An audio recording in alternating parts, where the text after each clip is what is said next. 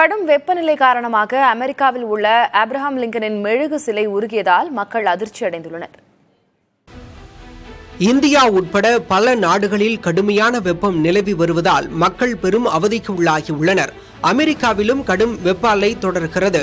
இதன் தாக்கம் உள்ளூர் மக்கள் மட்டுமல்லாது மெழுகால் செய்யப்பட்ட சிலைகளிலும் பிரதிபலிக்கிறது.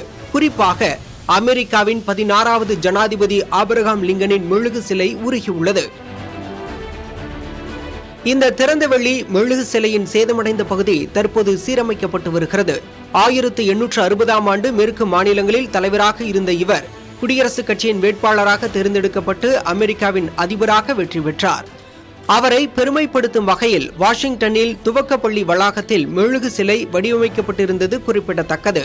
இந்நிலையில் வானிலை முன்னறிவிப்பாளர்கள் மத்திய மற்றும் கிழக்கு பிராந்தியங்களில் வசிக்கும் மக்களை எச்சரிக்கையுடன் இருக்க வேண்டும் என அறிவுறுத்தியுள்ளனர்.